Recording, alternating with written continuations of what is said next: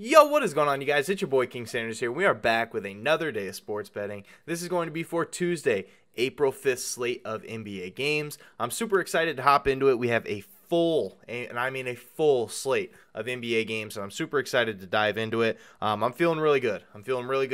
The UNC versus Kansas game was absolutely fantastic. It was crazy, but we can go ahead and do a quick recap of that here in just a second.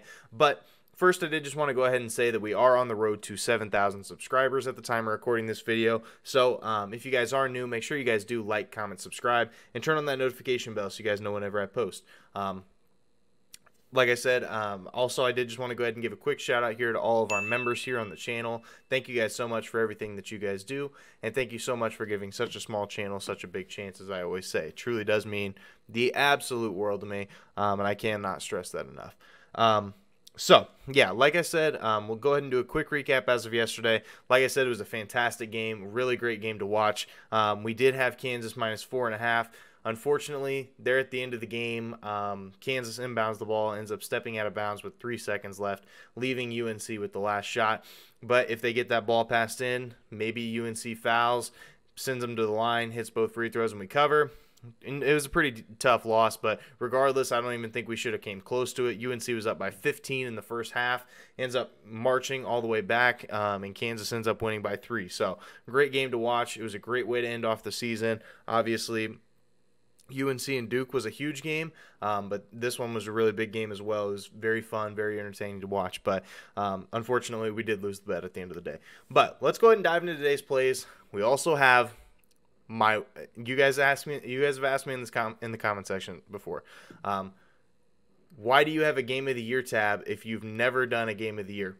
That changes today. Today is the day we're doing a game of the year. It's going to be at the end of the video. Make sure you guys stay tuned. We are going to be doing a game of the year at the end of the video, so stay tuned. I love this play. All of the stats are pointing towards it, and I love it. I absolutely love it.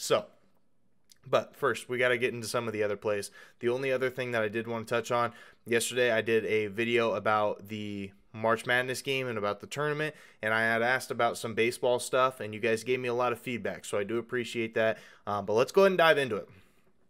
First play of the day, we're going to be taking Kevin Porter Jr. over 19.5 points here versus the Brooklyn Nets at plus 100 odds. So it's our first plus 100 play in a while, and I think that this is a pretty good spot for it. If you wanted to take Jalen Green's points or PRAs, I like that as well.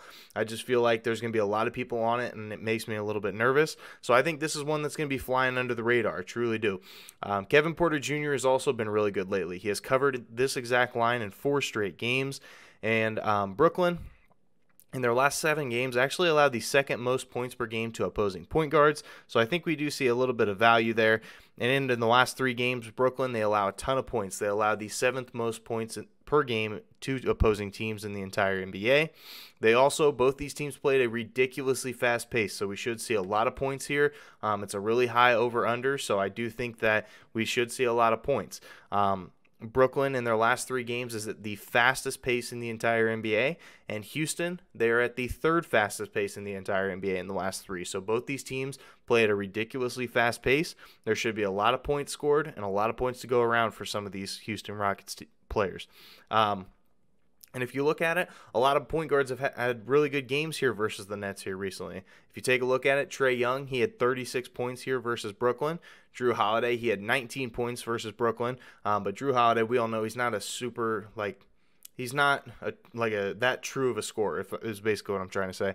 Cade Cunningham, he had 34 points, and LaMelo Ball, he had 33. So we've seen 3 point guards in the last 4 games drop 30-plus on this Brooklyn Nets team. So I'm going to be taking another shot here for Kevin Porter Jr. over 19.5 points here versus Brooklyn Nets at plus 100 odds.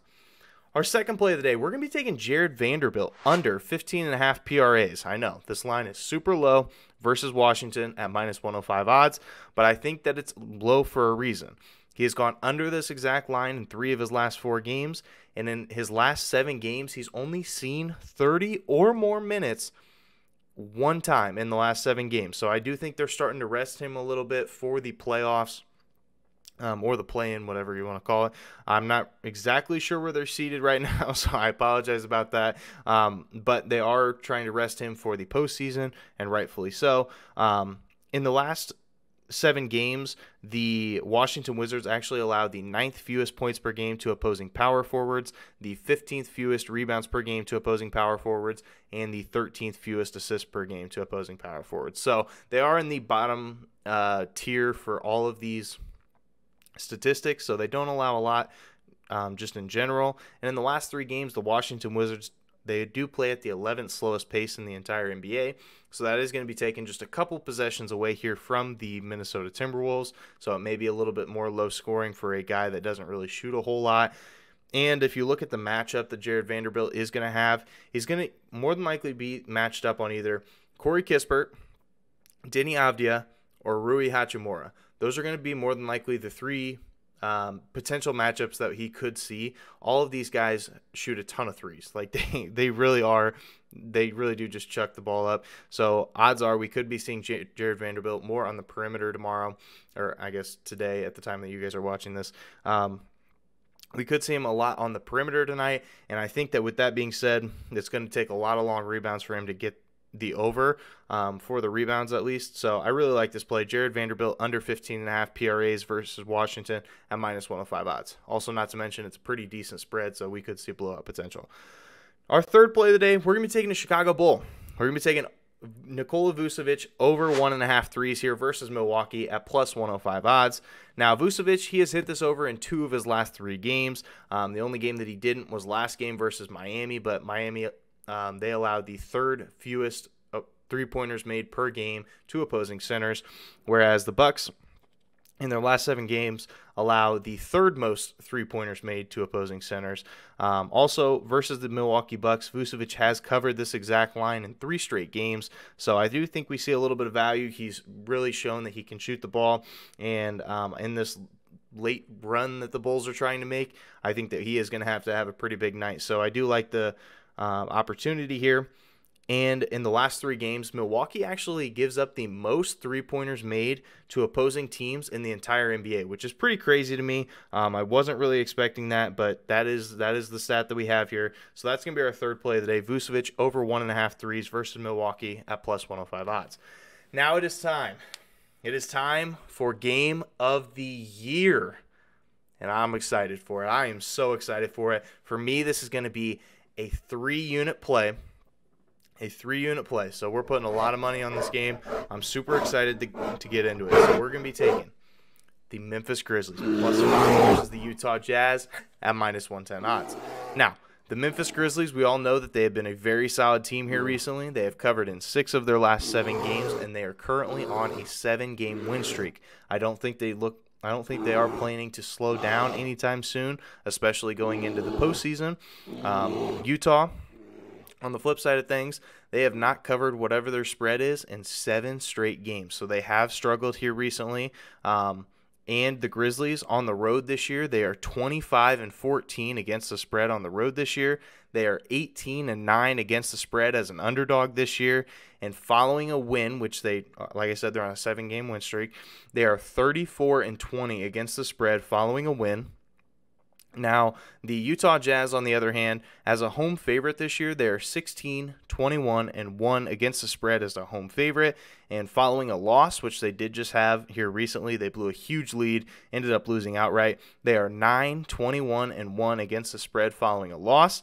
And we all know the Donovan Mitchell stats that are going around Twitter. He only averages like 2 passes to Rudy Gobert per game. We can tell that there's beef. I mean, it really just seems that they are kind of giving up on the team, and they're just kind of saying, okay, well, I don't really care where we end up in the playoffs as long as we make it there. That's just kind of the way I see it. And now, I don't know for sure, but it does seem like this team is starting to fall apart just a little bit.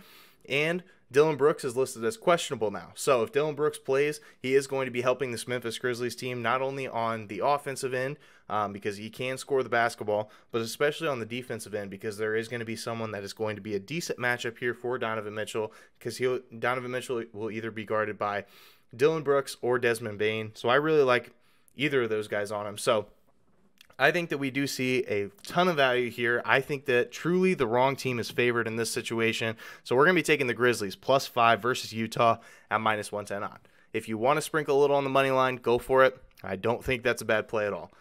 But that is going to do it for today's video. If you guys did enjoy, make sure you guys like, comment, subscribe, and turn on that notification bell so you guys know whenever I post. Like I said, we're on the road to 7,000 subscribers, so if you guys are new, make sure you guys are subbed. But yeah, that's going to do it for me. This is King Sarah signing out. Peace.